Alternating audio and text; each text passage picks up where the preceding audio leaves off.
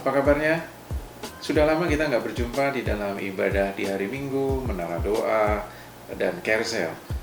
Nah, banyak hal yang bisa kita evaluasi dan banyak aktivitas positif yang bisa kita kerjakan untuk mengupgrade diri kita di masa-masa sekarang ini. Mulai dari cara belajar di rumah, mengerjakan tugas, dan melakukan ujian atau tes, semuanya itu bisa menjadi pembelajaran buat diri kita sendiri. Nah, di masa-masa kita ibadah di rumah, kita pun juga bisa mempelajari dan merenungkan kembali mengenai apa? Mengenai hubungan kita dengan Tuhan. Nah, sebelum saya ajak kalian membahas lebih lanjut, kita baca dulu di dalam Markus pasal yang ke-10 ayatnya yang ke-17 sampai 22. Di situ dikisahkan tentang orang muda yang kaya yang berjumpa dengan Yesus. Kita akan baca sama-sama. Pada waktu Yesus berangkat untuk meneruskan perjalanannya, datanglah seorang berlari-lari mendapatkan dia dan sambil bertelut di hadapannya, ia bertanya, "Guru yang baik, apa yang harus kuperbuat untuk memperoleh hidup yang kekal?" Jawab Yesus, "Mengapa kau katakan aku baik? Tidak ada seorang pun yang baik selain daripada Allah saja. Engkau tentu mengetahui segala perintah Allah. Jangan membunuh, jangan berzina, jangan mencuri, jangan mengucapkan saksi dusta, jangan mengurangi hak orang, hormatilah ayahmu dan ibumu." Lalu orang muda itu berkata kepadanya, "Guru, semuanya itu telah kuturuti sejak masa mudaku." Tetapi Yesus memandang dia dan menaruh kasih kepadanya, lalu berkata kepadanya, "Hanya satu lagi kekuranganmu. Pergilah, jualah apa yang kau miliki, dan berikanlah itu kepada orang miskin, maka engkau akan beroleh harta di surga. Kemudian datanglah kemari dan ikutlah aku." Mendengar perkataan itu, ia menjadi kecewa, lalu pergi dengan sedih sebab banyak hartanya. Nah, teman-teman, kita lihat di sini ada satu hal yang menarik, cerita yang menarik tentang orang muda yang kaya raya dan dia berjumpa dengan Yesus. Orang muda yang kaya raya ini bukan orang muda yang biasa-biasa, tapi orang muda ini tergolong seorang pemimpin, seorang leader di masa mudanya. Dia datang kepada Yesus dan dia memanggil Yesus dengan sebutan guru. Dan dia menanyakan tentang hidup yang kekal. Kalian bisa bayangkan, dia menanyakan hidup yang kekal kepada orang yang sebenarnya dapat memberikan hidup yang kekal itu. Namun dia tidak mengenali Yesus sebagai pemberi hidup kekal, tapi dia mengenal Yesus hanya sebagai guru. Saya punya pengalaman waktu masih saya sekolah dulu, ya. Saya main ke rumah teman saya, ya. Dan waktu saya sampai di rumah dia, saya lihat ada orang yang mencuci mobil. Kemudian saya panggil, "Pak, apakah ini rumahnya si Anu, teman saya?" Kemudian bapak itu menjawab, "Oh iya, sebentar ya, saya panggilkan." Akhirnya setelah teman saya keluar, dipanggil, kemudian saya tanya, "Itu siapa?" Jawab teman saya, "Itu papa saya." Jadi yang saya awalnya lihat dia sedang mencuci mobil, saya pikir itu adalah sopirnya dia. Tapi ternyata itu adalah papahnya dia.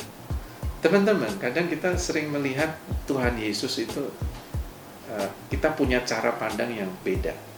Cara pandang yang bisa kurang tepat. Seperti orang muda yang kaya ini datang kepada Yesus menanyakan tentang hidup yang kekal. Padahal Yesuslah yang bisa memberikan hidup yang kekal. Dia hanya mengenal Yesus sebatas sebagai guru. Nah, teman-teman, kita perlu melihat satu pandangan yang beda di dalam cara beribadah kita hari-hari ini. Kita perlu merenungkan kembali, kita mengenal Yesus sebatas seperti apa? hari-hari ini kita mulai renungkan kembali, kita rumuskan kembali, kita redefinisi apa yang menjadi konsep kita, pengenalan kita akan Tuhan hari-hari ini. Dan lewat ibadah di rumah, kita belajar sesuatu. Bagaimana kita mengenal Tuhan sebagaimana Dia adanya. Jangan ada yang menghalangi pandangan kita. Itu yang pertama. Lalu yang kedua, Yesus mengatakan untuk dia bisa memperoleh hidup yang kekal. Anak muda ini dikatakan, jualah segala milikmu, bagikan kepada orang miskin, datanglah kemari dan ikutlah aku.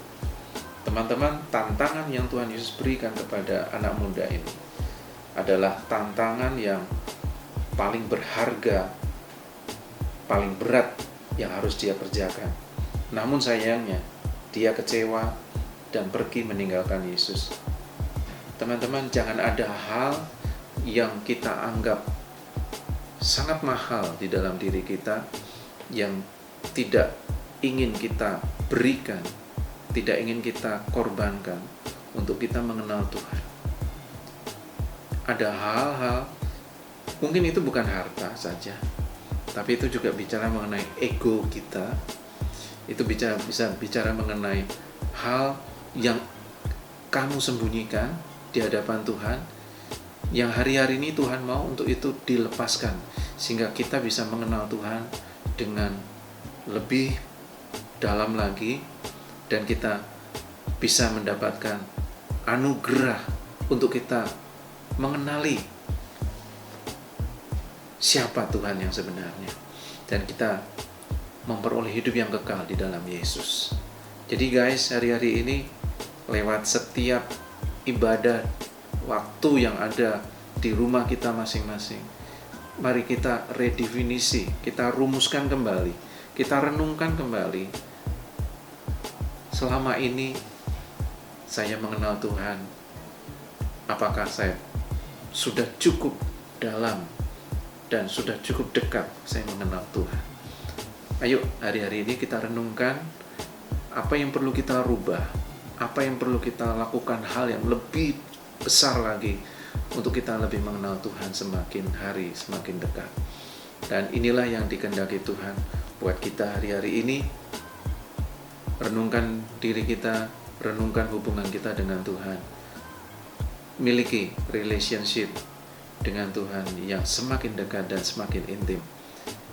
Dan saya percaya di hari-hari ke depan Tuhan akan terus memberikan kepada kita dan mengaruniakan kepada kita hal-hal yang belum pernah kita bayangkan, hal-hal yang belum pernah kita lihat, dan hal-hal yang belum pernah kita bisa dengar hari-hari ini. Itu Tuhan sedang siapkan buat setiap kita. Maju terus di dalam setiap kehidupan kalian, di waktu-waktu karantina, waktu-waktu kita berdiam diri di rumah. Dan saya percaya Tuhan banyak bicara buat hidupmu, buat keluargamu. Inilah waktu-waktu untuk kita bisa take time dengan Tuhan lebih dalam lagi. Oke, see you dalam renungan yang berikutnya. Tuhan Yesus memberkati.